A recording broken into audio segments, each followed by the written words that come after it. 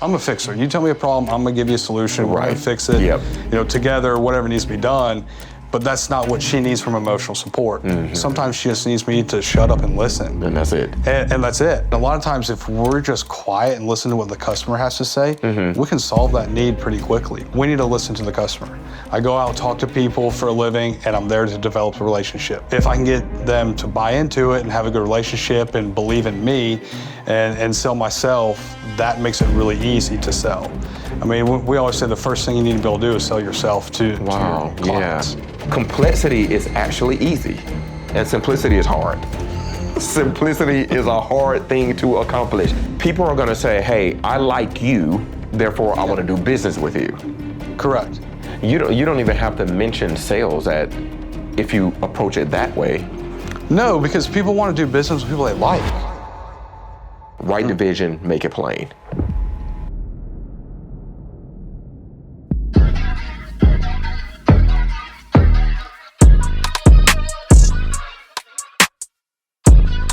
All right, what's going on, guys? Hey, Lasada Pippen here, AKA LP. Welcome to Say It Better, the seasonal sit down where I have friends, colleagues, leaders, and experts in their respective fields where I have a conversation with them. Great people like the person that I have here with me today.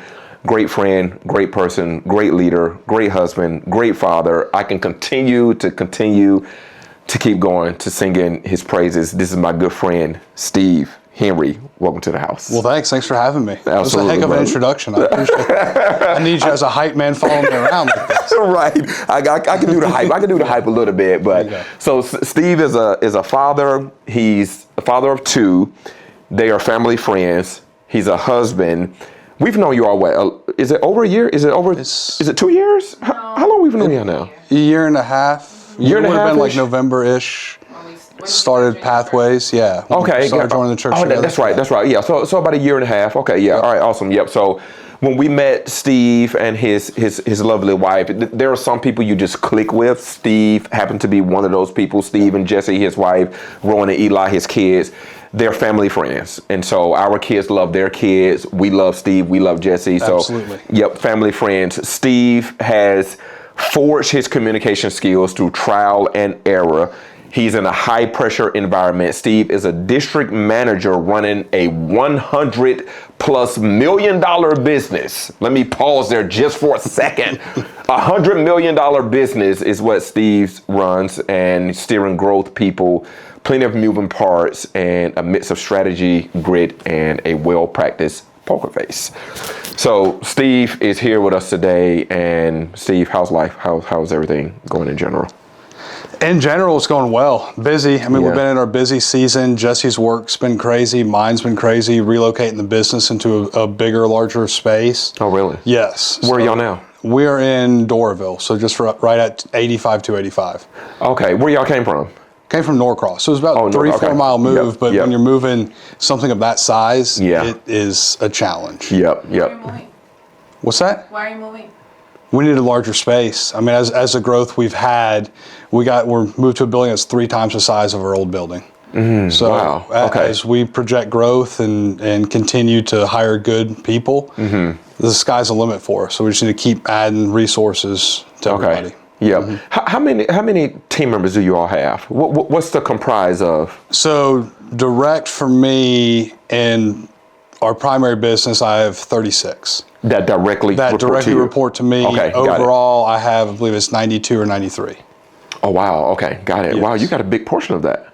Yes. Okay, got it. Now, before, you weren't leading that many people at first, right? No. Okay. So I was just leading our standard business of 34 to 36 people. And then almost 2 years ago now, they asked me to have several other business managers report to me from a leadership mentor role. So that has been a good challenge the last several months and years. Okay, what would you say that is? Because I like where you're going with this. And so you've moved into a higher leadership role, but you said it's been a great challenge. Is it the people? Is it mainly the people, or is it something else? Absolutely, it's always the people in my mind. Yes, of course. Right? Yes. And everything we do is relationship based. That's right. Yep. The better people you have around you, the better off you're going to be. Okay. Whether that's in business or life. Yep. So we try to surround ourselves with good quality individuals. I love that. Yeah. We were talking about this earlier today, how in almost in every organization you have A players, B players, and C players. Yes. And I think, Eliana, you asked a question earlier about, how did you phrase that? Was it, how do you manage the C players, or? Do you keep C players? Yeah. How do you manage A and B players? Do we keep C players? No. The answer is no. I mean, do we have some from time to time? Absolutely, right? Yeah. Because a lot of times, my philosophy is hiring younger people with no real industry knowledge. Oh, really? So we're trying to teach them everything that's coming in. So we're hiring based on potential, right? Especially 22 to 24-year-old kids, for the most part, coming out of college. So we're looking at the potential, what can we mold them into? And a lot of times, that's when we realize, are they going to be an A, B, or C player? Oh, wow. And once we realize they're going to be a C player, there's no real space for them in our business. Wow. So we're typically cutting bait and going back to the hiring process again. Okay, got it. I love that. So are you hiring the younger crew to groom them into what you believe they can become? Yes, Okay. exactly. Got it. Yes. Okay, that makes sense actually. Okay, because you want to create the culture, create the environment with the type of homegrown people. Homegrown people. Yeah. Like I've looked at Yeah. before and hired people from competitors and people that have been in the industry before, and their culture just never seems to fit with us. Right? So they always feel like an outsider. They're not a part of it. They don't really understand it. When we hire somebody fresh to the business or the industry, they start in the warehouse, they start with the drivers, they do all that, so they're kind of earning their stripes throughout the process. Yeah. And they understand it, and then they feel part of the team, as opposed to you hire somebody with 20 years of experience. Yep. It's tough to get them to kind of fit in. I see. That makes sense actually. Yeah. Edward, you were going to jump in and ask something That's not like. What about the speed to market, meaning like how fast you can plug them in to be a participant? Because they're young. They're young, right? So I've kind of set out a training path, and for our guys, it's typically 6 months until they're really capable of handling some aptitude of business. And then for them to be fully functional is about 2 years. So we're investing a lot of time in training and getting everybody up to speed. Wow. So if we know they're a C player pretty early on, we're cutting bait because we're investing a lot of time and money into them. Okay, got it. Yeah, that makes total sense. You can quickly see that for the most part. Hey, this is going to be a C player. This is probably A, B potential here. Absolutely. The one thing you can't really figure out in an interview is work ethic. You can ask questions about it, but everybody's got their best poker face on. That's right. So when you get them in there working, you can quickly figure out their work ethic and all that. So. I see. Yeah. I want to go back to something that I learned this from Eliana again, is that you never hire the resume, you hire the person. Correct. Yeah, and I thought that was just phenomenal insight. That's great advice. Yeah, it's because what I realized, and I learned this in the speaking industry just from hearing feedback from event planners and organizers, is that anyone can put on a great demo reel. Anyone can have a nice highlight reel. You can piece together some stuff. You can pamper up your resume very nicely, but you don't hire the resume, you hire the person. Correct. And so I just thought that was phenomenal advice, to always look at the person and not the resume. Absolutely. Absolutely. I mean, I get to look at hundreds of interviews throughout the year as we're hiring, and right now is a big recruiting time for us. I spent a lot of time at UGA last week trying to recruit some college grads, and some resumes look better than others, but at the end of the day, I'm sitting there to have a conversation with them. And typically within 3 to 5 minutes of a conversation, I can figure out okay, this person has a personality to fit our business and fit what we're trying to achieve. Yeah. So resumes are great and all, but it's about people. That's right. That's right. Yeah, absolutely. Now, when you talk about leadership, and people are always the challenging part of that, is there anything specifically you can point to when it comes to the people? Is it communication? Is it lack of desire? Is it lack of passion? Is it just not being a good fit overall? What would you say it is mostly that are the hiccups, the challenges, the conflicts? Yeah, the biggest thing is communication is what I found. A lot of times we're not clear and concise in giving the right communication all the time. Okay. Right. And I've had to turn around several businesses now. This is my fourth one we've turned around. And everybody before me that was in that position did not communicate their clear objectives and goals and desires. And when you're not doing that, nobody's on the same boat, right? There's not even a boat. There's multiple boats, and everybody's not doing the right thing. So it's like, hey guys, this is our objective. Here's our immediate 6-month plan. Here's our 1 year. Here's our 3-year goal. Here's our 5-year goal. And you're staying true to your goal and communicating that through the process. I feel like our business, especially in my industry, wavers when we're not staying true to the true calling of what we're trying to accomplish. And we do that via communication. And so with that, what is it? Would you say that it's just, is it too much communication? Is it fluff? Is it language just doesn't land properly? Is it over the top? Because you mentioned two things that I think are hugely important, and this is a part of my C4 communication framework: clear and concise.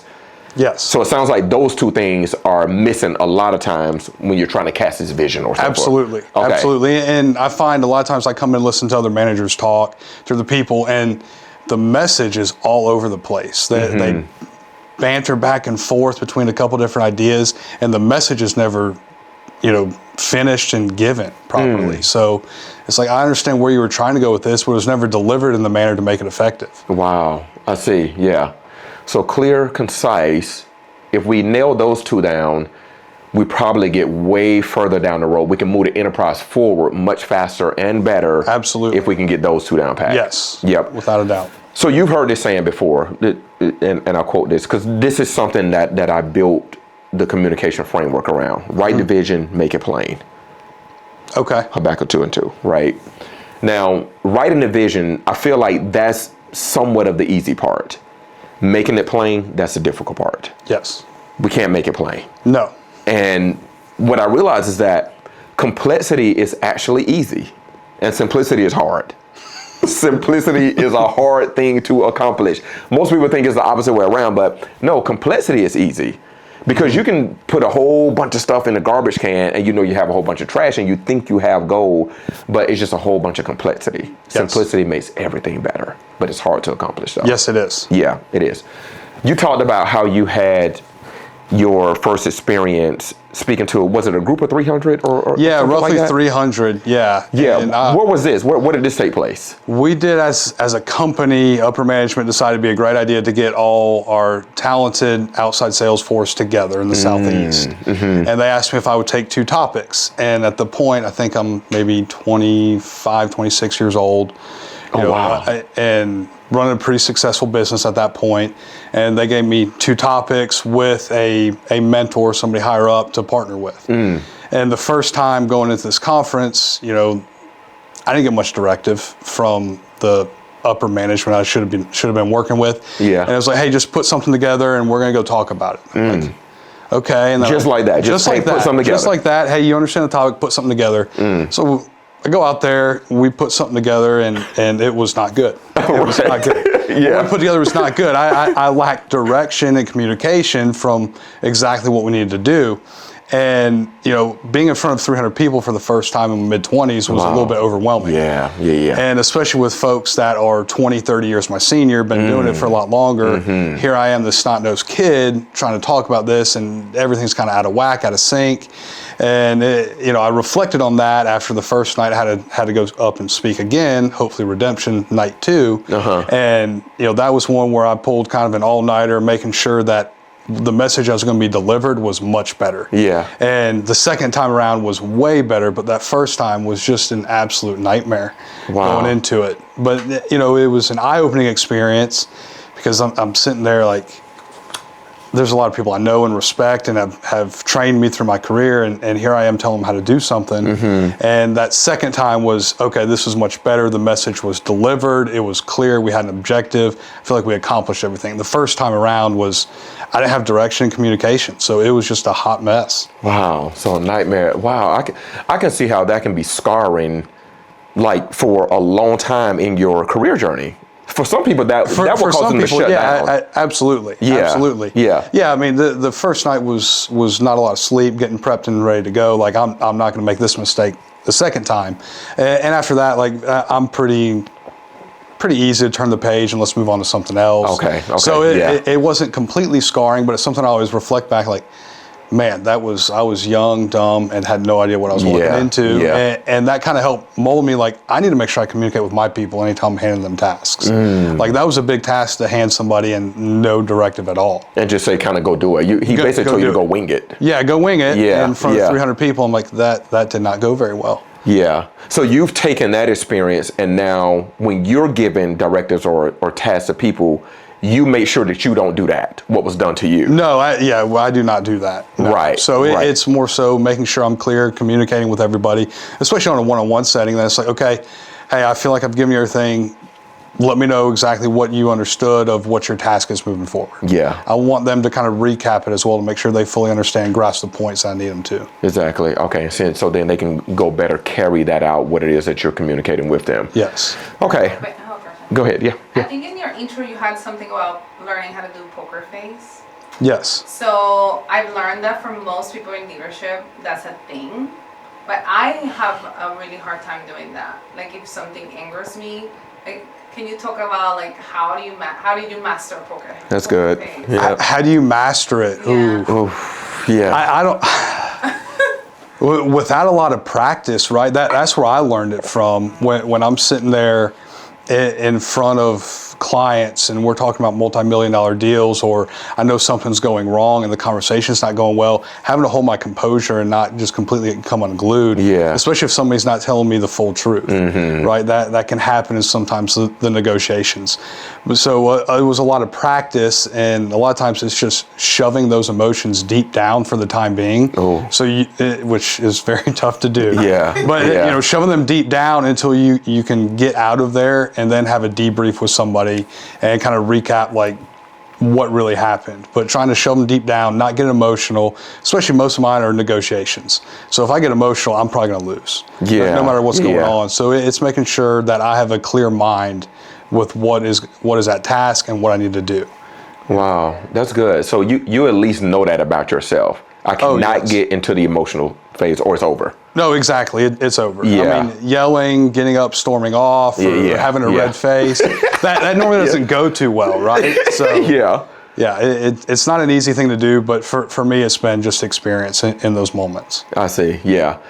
He made me think of the movie that the kids watch about the Yeti.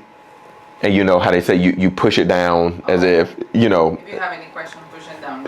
don't ask questions, you know, you just push everything down, hopefully it goes away, you know what I mean? Yeah, well, I mean, exactly. I'm not saying that's the end all, but in that moment, that's what helps you get that poker face, right? I see. Okay. Yeah. Yep. I don't think I've ever been well with poker face either. I kind of wear whatever I'm thinking on my sleeve. I'm a pretty black and white type of person in a way. Yeah. I don't know how to operate in the gray as much. Because that's what I think the poker face is. I believe that that poker face is operating in the gray. For me, I would it's agree pretty with straight. That. You know what I mean? Yes, I would agree with that. I mean, we say all the time, most of what we do is the gray area. Okay, right? yeah. It's not always black and white because you can get to the same outcome. It's just a different way to do it. I see. Yeah. Yes, we have guidelines and guardrails, but how you get from A to B is kind of how you make it, right? So we operate in a gray area. I don't want emotional robots, or emotional robots the whole time through. Yep. But at some point, yes, it's a gray area and you need to find your own path and you need to find what fits your personality. I see. That makes sense. Yeah. Excuse me. Sorry for the interruption, but I had to come by here really quick and ask you one quick favor. Subscribe to the channel before you finish the episode. All right, enjoy the rest of it. So let me go back to the C players just for a moment here. Because when you have to communicate or when you have to deliver a tough message to mostly C players that you either parting ways or something like that. Yeah. How does that land? How does that come off for you? For me, Yeah. I'm pretty clear with the leadership role. So when they're not doing a good job, they know it. Oh, okay. So most of the time when they're coming into my office and if we are going to let them go, it's not a surprise to them. Oh, okay. Got it. Okay. I learned that early on. I saw one of my managers that I was training under. He just said business wasn't good. And he said that for 2 months in a row and didn't share any more information other than that. Then we come in one Friday and he lets go half the staff. Oh, wow. And I'm like, okay, not good. Yeah. Right. Come on. little heads up would have been nice. So I'm always clear and open with communication, how their performance is doing. And that makes any kind of tough conversation that much easier, as long as you're doing it throughout the process. If you let them think everything's sunshine and rainbows the whole way through, and then they've always been a C player and you have to go terminate them or have that hard conversation, it feels like it's coming out of the blue. They feel like they've done everything right and they're a model employee. Right. But you have to have those conversations through the whole process. Okay, so they're not caught by surprise. There's no whiplash. Yeah, or there's like nothing that. worse than that, right? Right. Yeah. And there's nothing great about telling somebody they can't go provide for their family. True. Yeah, Right. that's fair. That's a good way to look at it. Yeah. So why would I treat them poorly when it's going to come to that? Yeah. So I need to make sure that I'm prepping that the whole way through. Wow, that's good. That's a good character, good integrity on your part for leading in that way. You know what I mean? So that's really good. Yeah. You talked about how. Well, let me ask it this way first. You have to communicate a lot because you're in a leadership role. You're managing a lot of people, a lot of different personalities and so forth. Have you seen any conflicts with that and how it impacts home? And particularly with communicating with Jessie. Oh, yes, absolutely. Absolutely. Yeah. So, I mean, I feel like my job all day long is people telling me problems and me fixing them. Even at home? Yeah, well, I mean, that's what I do 9 to 5. Right? Oh, right. Okay. Yeah, All right. so that's what I do 9 to 5. So I get home and Jessie starts talking to me about something. And I'm like, well, you should do X, Y, and Z, and that fixes the problem. And she kindly tells me to be quiet. And she goes, that's not what I'm asking you. And so it took us a while. And so it's always, am I listening or am I fixing? And that has made a big difference in our communication at the house. I'm a fixer. You tell me a problem, I'm gonna give you a solution. We're gonna fix it. You know, together, whatever needs to be done. But that's not what she needs from emotional support. Sometimes she just needs me to shut up and listen. And that's it. And that's it. Yeah. And so a lot of times when she gets into these complex problems and emotions and things that she's dealing with her work or whatever it might be, I'm like, okay, am I listening or am I helping you fix? And she goes, you're just listening. So, absolutely. So I have to be able to turn that part off. Wow. So you asked before the conversation starts, hey, what position do you want me in? Yes. Especially early on when I realized what I was doing and communicating was tough between us. Yes, early on, I had to because my mind's always on fixing. I see, right? yeah. And now that we've done this, or I have been a better listener, I don't have to ask it as much. I see, yeah. But every now and then, you know, I'll say something and she'll look at me and I can tell that side eye when we get in a conversation. I'm like, okay, my job's to be quiet and just listen right now. So something that I had to learn more so. But early on, I wasn't afraid to ask. I see. And I was like, I have to ask because I don't want to upset you more. I want to do what you need me to do. But I need some more communication from you. Yeah, I see. Is it hard still? Is holding back hard? Yes, absolutely. Okay, so it's still a challenge. Yes, for me it is because you know Jessie, she's doing a lot with work and with her boss, and then Girl Scouts and dealing with 16 or 18 other moms. And that's right. I'm sure that's challenging, right? Yeah. And its own right, and she'll throw these problems and scenarios on me, and it's like, okay, I just need to keep my mouth shut. I'm gonna listen. Yes, honey, I know that sounds terrible. Yeah. What are you gonna do about it, right? And sit there and kind of be her sounding board and support system. Yeah, I see. Do you find a big difference with communicating with the 9 to 5 people and then with your family directly? Do you find a big difference between the communication styles? A big difference?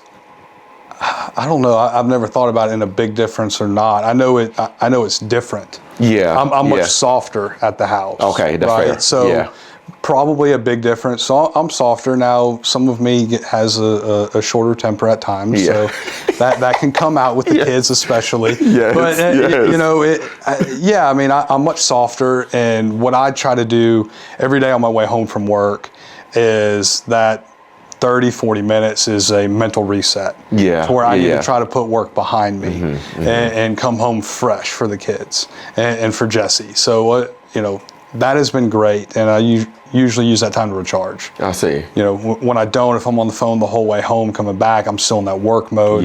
Totally. And that can definitely change the mindset when I walk in the door. I see. I understand that. Yeah. So that windshield time, that time you're driving, to recharge for you? Is it just quiet? Is it classical? What are you doing when you're driving? So for me, lately, it's been just quiet time. Yeah. Nothing on the radio, no podcasts, no books, nothing, just quiet time. I see. And I've kind of changed that over the last 6 months. Really enjoyed that. It's some more reflection time to me, because what I found, if I had a book on or a podcast on that I really liked, that drive home, I wasn't even listening to it. It was just noise in the background. Just noise in the background. And I'm just kind of reflecting on the day and everything. And now I can have a purposeful reflection for 30, 40 minutes about what happened at work and try to shift my mind to what I need to do at the house, and how I need to treat the family when I get there. Yeah, that makes sense. I love that. That recharging period is really, it's sacred almost to have those moments, you know. Yes, absolutely. Yeah. And when I'm in that mode, my guys know it. They'll call me, and they know I've left the office, and it's automatic send a voicemail. I see. Like, man, we will handle this tomorrow. Nothing's going to change it right now. Like, this is the time where I need to be the best father and best husband I can be for my family. Yeah, absolutely. I love that. Yeah. Oh, go ahead, Eliana. Well, I was gonna change topics, so is that... It's whatever. Yeah. Okay. Are you an introvert? No. You're not an introvert. No, I'm not. Interesting. So wow, I did too, Steve. No, So people think I'm an introvert, right? And for me, I'm pretty extroverted, but in larger group settings, and a lot of times I'm just trying to read the situation, read people, and adapt from there. So my personality is very adaptive, because I'm in that sales role all the time. So yes, am I extroverted? Yes, not a 10 on the scale, but yes, I'm a pretty extroverted person. Wow, that's actually interesting. Yeah. Because usually in sales you're an extrovert. That's right. Yeah, it makes sense now. Yeah. In leadership, how is it? But you don't have that problem. No, I get it, because a lot of times I am quiet as I'm just reading the situation, depending upon what's going on. Oh, I see. Okay, got it. So how would you describe Steve's style of leadership? Because this is kind of new. Well, it feels like new information, like that you're an extrovert. Yeah, you have an introvert about you. Yeah. I don't know how to describe that. Yeah, he's just quiet to his point. I think he's quiet.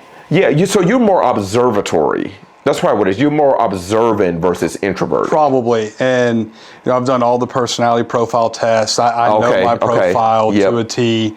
So I know my strengths, I know my weaknesses. And a lot of times, from that 9 to 5 of me talking, having hundreds of conversations, sometimes it's like, I just want to listen at some point. I see. Right? Yeah. So there's some of that comes out, but in the workplace, it's 1,000 miles an hour. Yeah. Having conversations, being that extroverted person. Sometimes it's nice just to take a break and not be on all the time. Not being on all the time. I totally get that.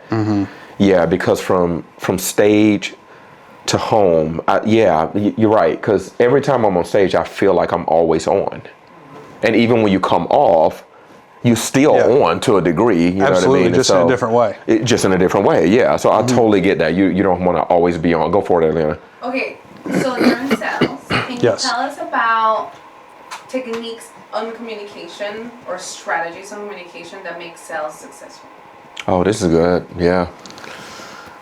Techniques. I mean, if there was a special sauce, I would bottle it up and sell it, right? I feel like it's different for every person, and what I do, it's relationship based. So everything that we're trying to do is trying to get to know the person better and build relationships and build meaningful relationships. So for us, everybody asked me what I did early on. It's like, I'm a glorified light bulb salesman. I go to knock on doors and sell light bulbs, right? That was the easiest way to explain what I did. I didn't actually do that, but that's the easiest way to explain it. Wow. Now it's like, all I do is I'm a professional relationship developer. That's all I do. I go out, talk to people for a living, and I'm there to develop a relationship. And, if I can get them to buy into it and have a good relationship and believe in me and sell myself, that makes it really easy to sell. I mean, we always say the first thing you need to be able to do is sell yourself to your clients. Yeah, that's interesting. So, you don't even have to mention sales if you approach it that way.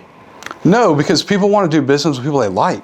right? At That's the end right. of the day, Yeah. you know, people want to do business with their friends and things that they respect and people they respect, right? So for me, it's a really easy approach where, hey, I want to make this person my friend. I want to get to know them. I want to know their wife. I want to know their kids. And Jessie knows it. Hey, we'll go out to dinner with a lot of the clients as well. Like, hey, bring the spouses along. Let's just get to know each other. And at the end of the day, it makes selling so much easier. Wow. Yeah, that's phenomenal. When I coach people, I even tell them that you start with two products, you and your ability to connect or your ability to build that relationship. Those are the two products that you have. Correct. Because you're right. People are going to say, hey, I like you, so I want to be in a relationship with you. Therefore, I want to do business with you. Correct. Yeah, that's actually. I think we try to overcomplicate sales. I think so too. Yeah. You know, I've got the best widget, and here's why you should buy it. Right. Well, if you don't like that person, you're going to tell them get out of here. You ain't buying nothing. You're not going to buy anything. Yeah. But if you really develop that relationship with somebody, they're like, well, what are you selling? Well, hey, by the way, this is what I'm selling. I think it's a good fit for you, but you know, do you trust me with it? And the answer is yes, most of the time. Yeah. So if you can sell yourself to that person, develop that relationship and the connection, it just makes it that much easier. Wow, I love that. Yeah, I turn so many people away because of how they approach the relationship or the situation when they are trying to sell something.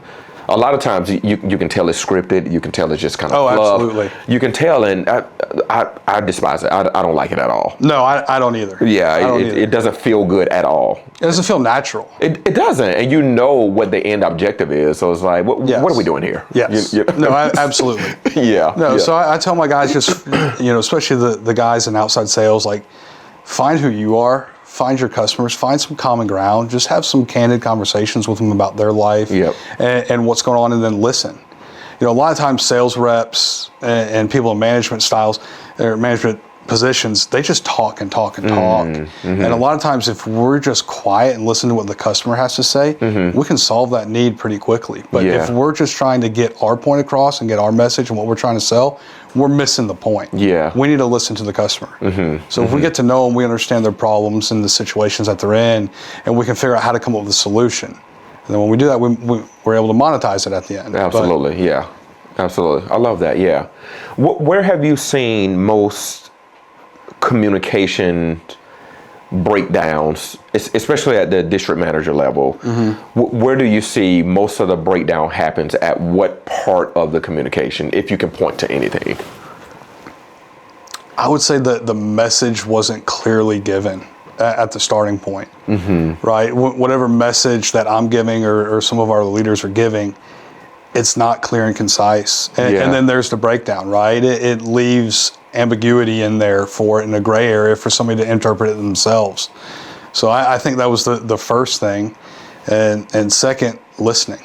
Yeah. I mean, is everybody listening? Are they listening intently? Right? I tell my folks all the time, like, when we're talking, you need to be able to listen and retain what we're saying. Yeah. A lot of people are just passive listening. It's words in one ear, out the other. But you need to listen and retain what we're talking about.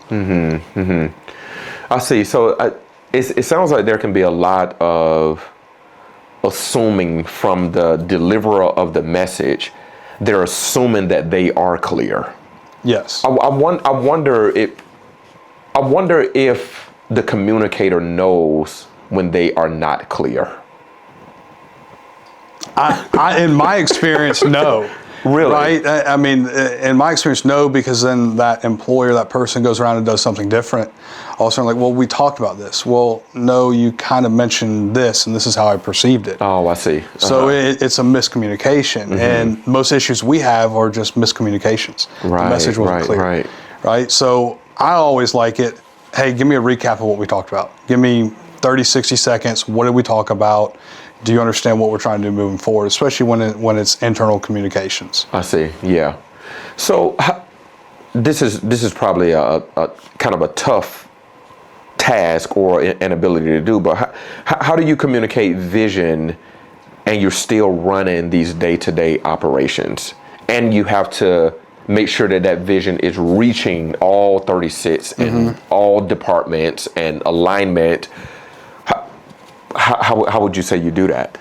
By having the right people, right, with the right mindset, I think it goes back to the people. Yeah, You know, I feel like I'm normally a pretty good communicator, but Okay. when I have the right people in the right positions, it makes delivering that message a lot easier. And course. those folks have the same vision that I do, Yep. and they want to accomplish the same goals. Yep. So as long as I'm surrounding myself with the right people, it makes it so much easier for that. I see. Now, are you able to kind of pass your message or pass your vision on, and then you have executors to carry that to other people, or is it more of you absolutely. to? Okay. Yeah, absolutely. So typically I'll meet with department heads Okay. quite frequently. Okay. And then once a month I meet with every single person, full-time, part-time, whatever their position is in the company. I meet with them once a month, and we do a 30 to 45 minute, you know, hey, here's what we're doing, here's what we're trying to accomplish. So I'm really good at communicating, you know, I feel like with our teams, because I want to make sure that everybody feels a part of it. No matter your position, you're going to get the same message. It's not going to be watered down. You know, you're going to get it from me at least 12 times out of the year where you're going to hear this message from me. Wow, I see. Yeah. So you're reinforcing that all throughout the year. Yes. Over and over again. And Absolutely. so, yeah, the message never gets lost. It shouldn't. Right. It should. Yeah. It happens, but it shouldn't. Yeah. I Yes. love that. Yeah. I love that. Well, Steve, you're a phenomenal human, man. You're a great person, man. Great husband, great dad. I love you as a brother, man. I think you're love you. such a Appreciate solid dude, man. So thank you for having this conversation with me. No, man. thanks Thank for you having being me. here. Yeah, Enjoyed absolutely. Yeah. All right. Steve, everyone. Steve Henry. Say It Better, seasonal podcast. Thank you all for joining.